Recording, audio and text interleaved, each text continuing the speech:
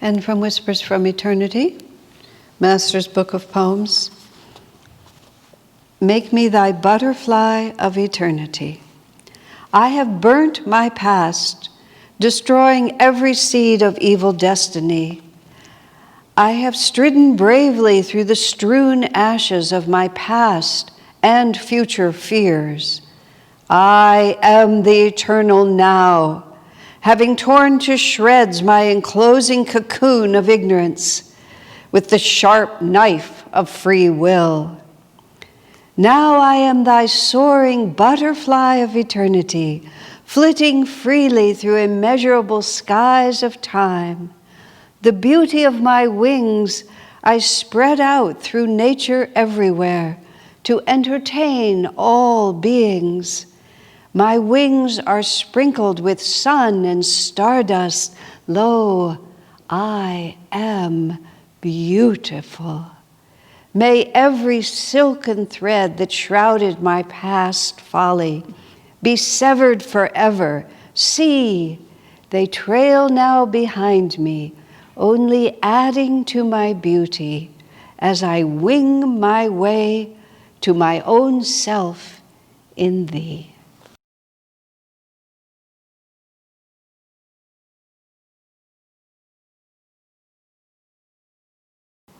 I'm not one who follows the news, I never have, but these days one peeks around more than usual just to see what the planet is doing. And I caught a piece of an interview, not interview, that would not be the right word, confrontation is the actual word, between a black man and a white man in the South over whether or not a certain statue should be taken off of its pedestal. The statues are purported to be from the Civil War, but in fact were put up in the 1900s as a symbol of segregation. So it's a very peculiar, complicated perception of reality that we are all working in at this time. And as I heard one news commentator say, if people appeal through legitimate channels with valid grievances and authorities do not respond, then people take things into their own hands. Of such stuff are revolutions made. Whether we are in for a revolution, whether we are in for a blip on the horizon of civil unrest, God alone knows. Fortunately, God does know. And we will simply take the karma that is handed to us. You know, what was going to happen in the next few years with everybody campaigning and arguing and putting their money here, their advertisements there, they're all going to be instruments of karma that is not being determined by human beings. The difficulty with the display of karma is that there's always these thwarting cross currents of ego that cause karma to be delayed. There's a certain sort of fun reality that we often talk of at Ananda, which is instant karma. And instant karma is very good karma, because when instant karma comes, you know exactly what caused it. The problem with most karma is that the thwarting cross currents of ego delay it, and it comes out like a boomerang, and it sails around often for a very long time before you finally get the consequences of your first action. It's especially complicated when you're dealing with national karma, when you're dealing with group karma. Thinking of instant karma, I had a marvelous experience in India a number of years ago. When we were first starting to lead pilgrimages to India, which I and 3 others did for over a period of about 20 years, until Ananda established itself in India, and then Ananda residents there mostly took over the project. In any case, I retired. But at the beginning, I often tried really to control what happened, and often the struggle was between our local guides and their desire to show us the things they were most proud of, and at least my ideas of where I really wanted to go. And one of those experiences happened in the city of Varanasi in Benares, which is a very, very old city. Our guide was a lovely man, extremely proud of his city, And he was determined to take us to this very ancient temple to Divine Mother in the form of Durga. I had no wish to go to that temple, so I was already crabby when I got off the bus, because he'd sort of kidnapped the bus because he could speak the bus driver's language and these things would happen. The reason I didn't want to go there is this temple was actually mostly known as the Monkey Temple, not because it was to Hanuman, but because it was filled with monkeys. Monkeys are not my favorite creatures, especially not running free as they do in Varanasi. So it's a very ancient temple, but there's a lot of monkeys there.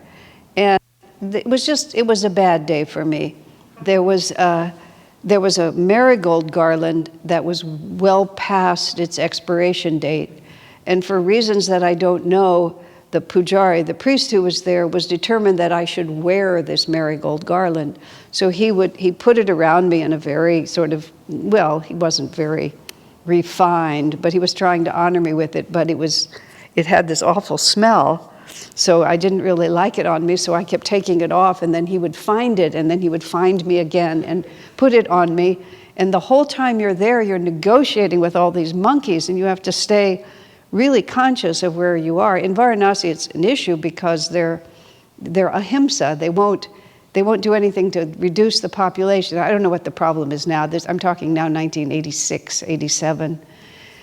But it's an issue there because they don't want to kill, but they keep proliferating. It's a bit of an issue. So we have to negotiate the monkeys. You have to always watch where you are. You have to be sure that you're not caught, and people walk around with sticks to sort of protect you. I am walking around. And the deity itself, everything is old. Everything is a little moldy. Everything is not to my idea of what it should be. So I am walking around there totally in a curmudgeon state, trying to get rid of this putrid garland, trying to feel the slightest bit of inspiration in this temple. Bad, bad thoughts, bad, bad thoughts, bad, bad thoughts, which distracted me from the monkeys. So I actually walked between a group of monkeys. So I'm suddenly between the monkeys, and they're not fond of me being like this.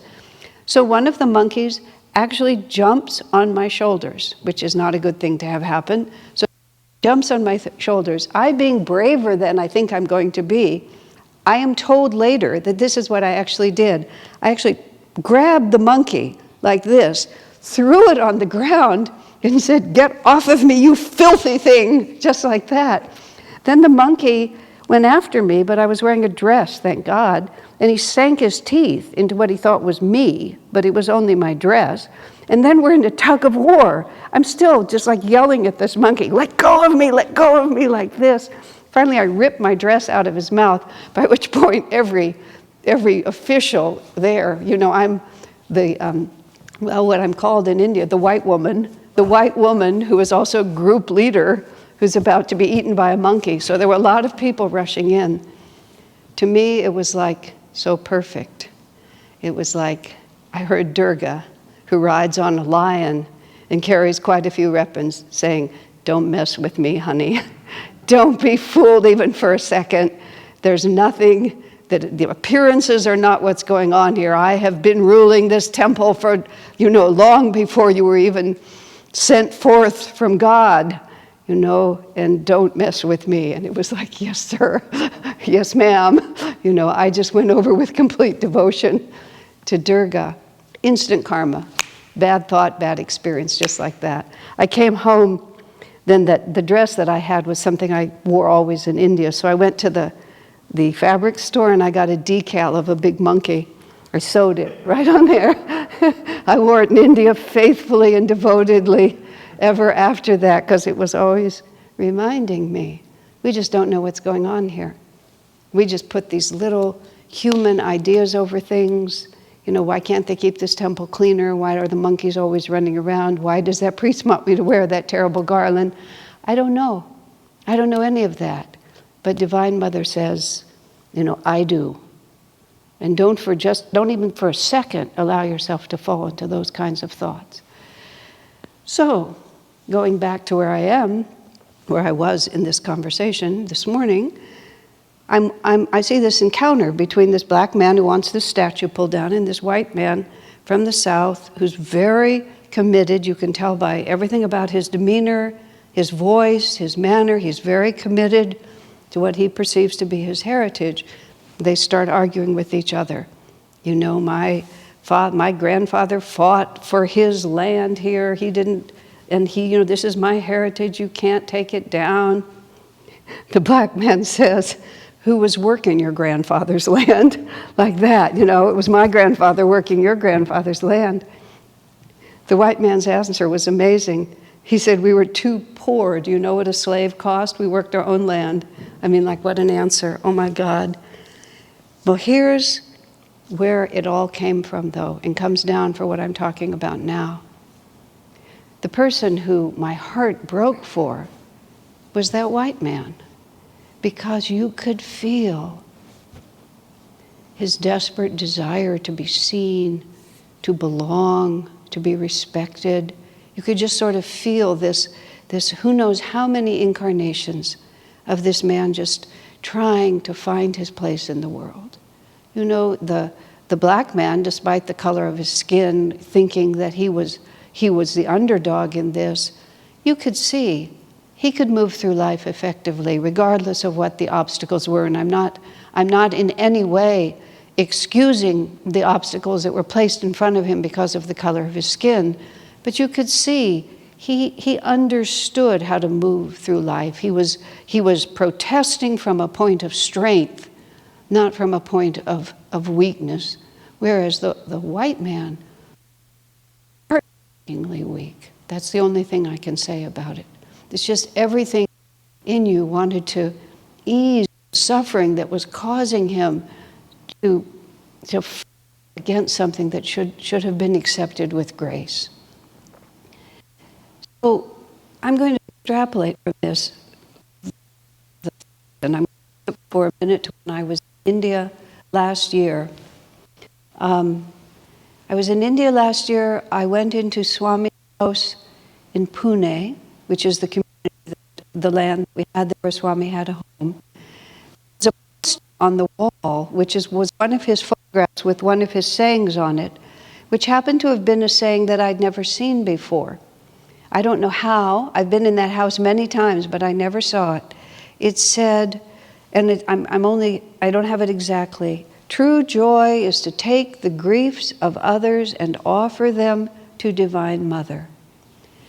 And truthfully, I had no idea what that meant. Somehow I felt it was important to me, but true joy is to take the griefs of others and offer them to Divine Mother. And I just puzzled over this. And finally I was speaking to my friend Devarshi, who's a monk in India, an American man, but he lives in India as a monk. And I was sharing with him that I don't understand what this means. He wrote back to me just brilliantly and beautifully.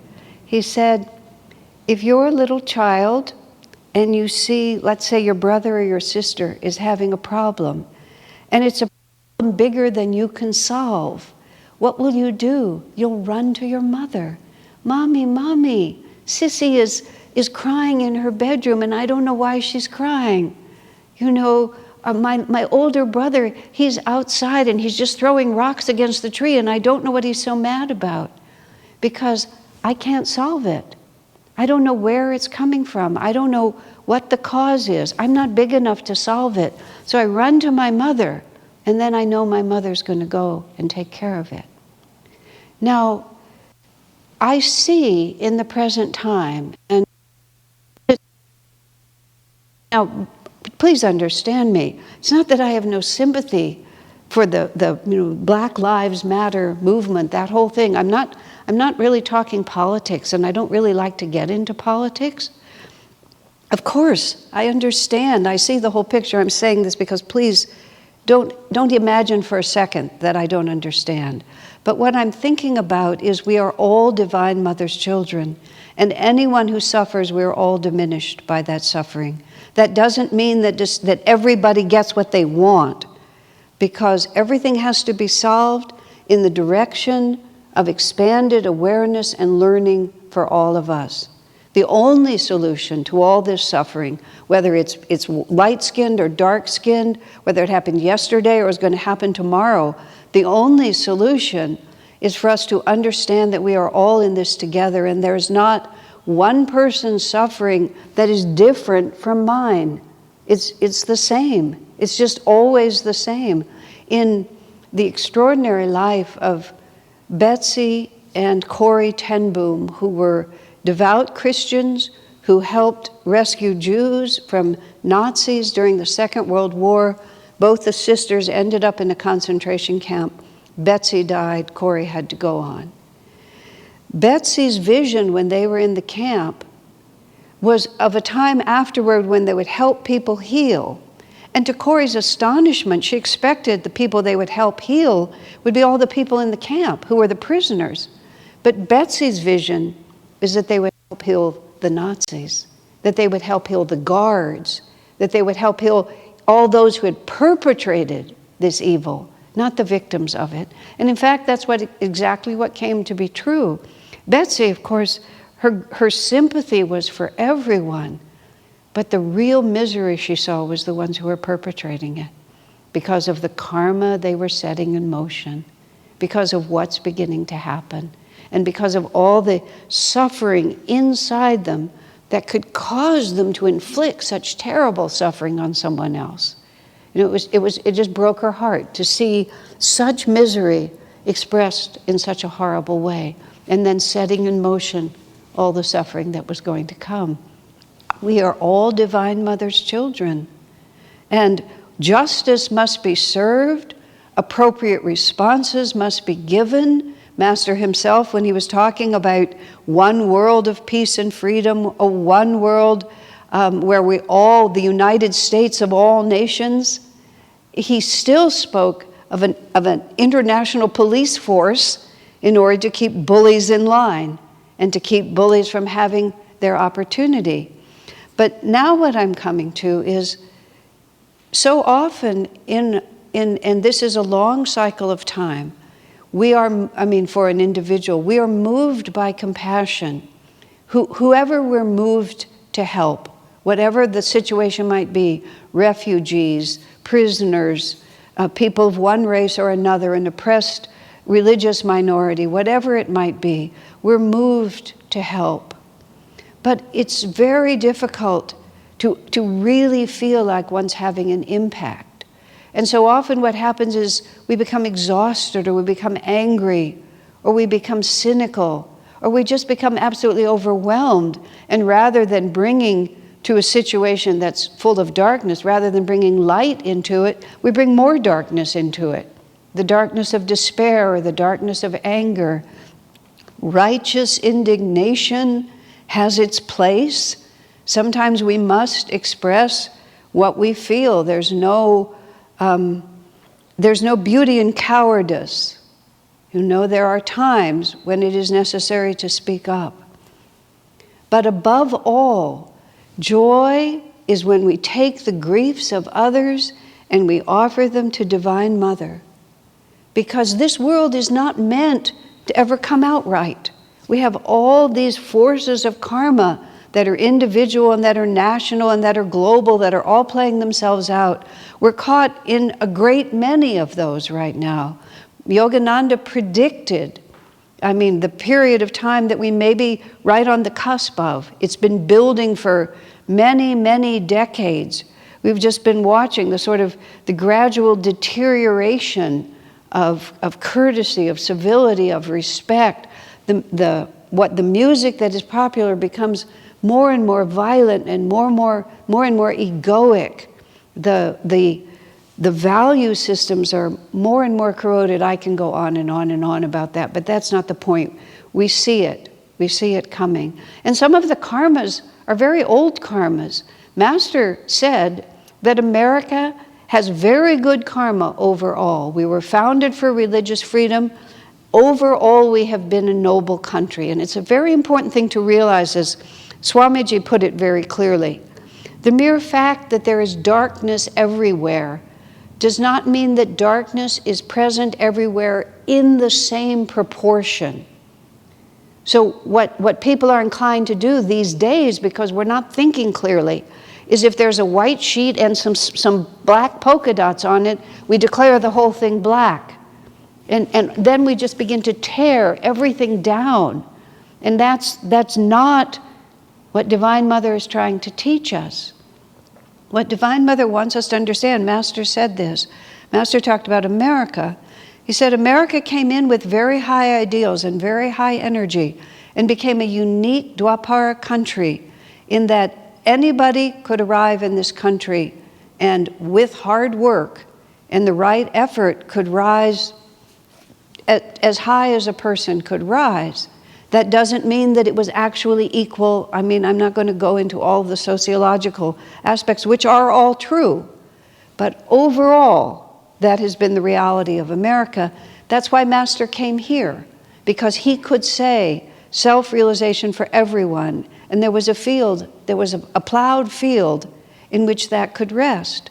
Master, as a dark-skinned person, was discriminated against. He was literally driven out of Miami, Florida, when he tried to teach integrated audiences in Washington, D.C., I believe it was. He wasn't allowed to do it, so he started the Negro Self-Realization Society. He just went with his own dark skin and drew all the people of dark skin around him, because if he couldn't teach them together, he would teach them because self-realization belongs to everyone. But, he said, America took this country from the Native Americans, and that was very bad karma. It was very bad karma for the country. But the thwarting cross currents of ego, which is the dynamic power and energy of this country for centuries now, he said, has kept that karma a little bit at bay. But Master says it still has to be paid off. And it will probably be paid off in economic suffering, because it was greed that caused us to do it. We disregarded divine values in order to get money. And that's been America's Achilles heel, is that there's dynamic goodness in countless ways. It was a joke once when we were fighting against or competing against the Russians to put the man on the moon. One suggestion was, we send a dog to the moon with no way of getting him back. And America's incredible concern for the welfare of that dog will cause us to put all our resources behind it just to rescue him. And that's the best of this country, that heart. But we didn't use that heart, and we haven't always used that heart. But Master says that we will. We will learn to use it. But it's going to be, he said, a trial by fire. We will emerge as a country, he said, stronger and better and purified from that experience to be able to be who we really are. But in the meantime, not only in America, but all over the world, we're all being asked how to respond. And direct action may be required. If a person feels inspired, that's your destiny to do it. My, quote, political activism has always been to teach people to meditate, to try to teach people to love God, because that is the answer. But I've suffered deeply watching other people suffer, but not being able to participate on the level of moving the chess pieces. Because every time I try to get involved in anything like that, there's just too many shades of gray. And now Swamiji has given me the answer. True joy is to take the griefs of others and give them to Divine Mother. Because she knows. Sometimes the human mind just wants to take away the symptoms, just wants to make it better. Swami gave us very interesting advice in terms of counseling people who come to you with a serious problem, or with a problem of any kind. He said you should be sympathetic, but not too sympathetic. It's a strange answer, isn't it? He said, because if you're too sympathetic, it encourages people to feel that their problems are enormous. So there always has to be this sense of, yes, this is a difficulty, but we can get through it. You know, we don't, in other words, and the other part of it that Swami has often talked about, if someone is drowning and you don't know how to swim, if you just dive in with them, two of you will drown, and may even make it worse as you flail around together. In order to be able to help someone, you have to walk in with some kind of strength that you can use to bring them forward. And when people are all angry with each other, you can't just run in with more anger. Let me say it differently. A person who understands the path of self-realization, we have to always be acting also as Divine Mother would act, with total compassion, with total unconditional love. But as a wise mother acts, you don't always just do what people want. You don't always just give your child what he or she demands, because the child doesn't know what is really in his best interest. He may know what he wants. He may have an idea of what he thinks will alleviate his suffering, but in the greater picture of things, this world is never meant to be perfect. It's early Dwapara. A planet in early Dwapara is quite a dynamic mixture of light and dark. We can see it all around us. And unfortunately, Master said, all the way through Dwapara Yuga, which we now have so many centuries to go, they still have war. There's still war. And in fact, it's a very insecure age, because the weapons are so big and so capable of just showing up without you even knowing that they're going to be there, and able of invading anybody's world. So we cannot depend on it all just working out. The drama that we have to work with is moving ourselves and everyone around us toward self-realization, toward a deeper understanding that Divine Mother is in charge. And Master said the entire purpose of difficult times that he predicted coming is so that we will understand that we are part of a greater reality. We must be channels for that divine force, and we must see everything that's happening in the context of God's will. Is that easy? No. But is that the only solution? Yes. This white man who wants to be mad at this black man, and they're going to fight like this, they might, be able to pull the statue down. I think the statue should come down. I will take that position. I think it should come down. But this man's suffering is not going to go away. It's just going to harden in him and find some other way of coming out. Or this man's anger is just going to harden in him. Everybody's going to be doing this. All of that has to be put in the hands of Divine Mother. And what really has to happen is an awakening, a deeper awakening on a completely different level, which is, I am a child of God. I am here to learn. Anything that disturbs my heart, let me try to find the presence of the divine within me, and from that place act. As long as we're acting the way we're acting, which is just egos to ego, we're just sending out boomerang after boomerang of karma. And whether it hits us in this lifetime, whether it hits you immediately, like the monkey jumping on my back to tell me about the goddess Durga, or whether it hits the next generation when I'm somewhere else learning the lesson in a whole nother culture, even a whole nother planet, who knows? But we have an obligation. We have a divine duty. That duty is to self-realization. That duty is to self-realization of this individual jiva, and make me an instrument of thy light to everyone I meet. Find ourselves first in the power and the presence of that light. The people who walked in darkness received a great light, and everything changed. Nothing will change as long as we walk in darkness, and everything will change as soon as we open ourselves to that light. God bless you. Father, now that I wander with thee, flowers and fields are alive with thy joy. All that I've owned to thee I've given. Now I sing in thy love, I am free. Father, now that I dance in thy name, birds and animals share in my song. All my sorrows, all my merriment, join in music to set hearts aflame. Father, now that I wander with thee, are alive with thy joy. All that I've owned to thee I've given. Now I sing, in thy love I am free.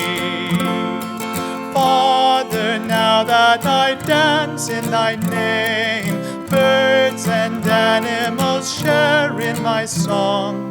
All my sorrows, all my merriment, join in music to set hearts aflame. All my sorrows, all my merriment, join in music to set hearts aflame.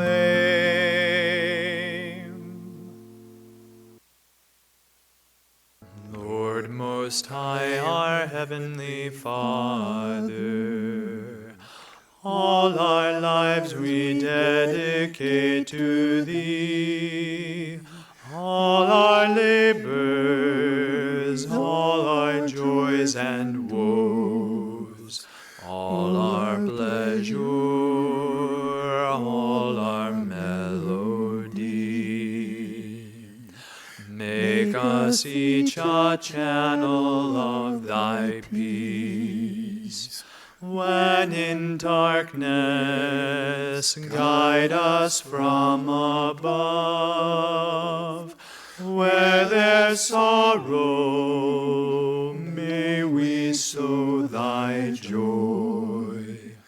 Where there's hatred, may we share thy love. Lord Most High, our Heavenly Father, all our lives we dedicate to Thee. All our labors, all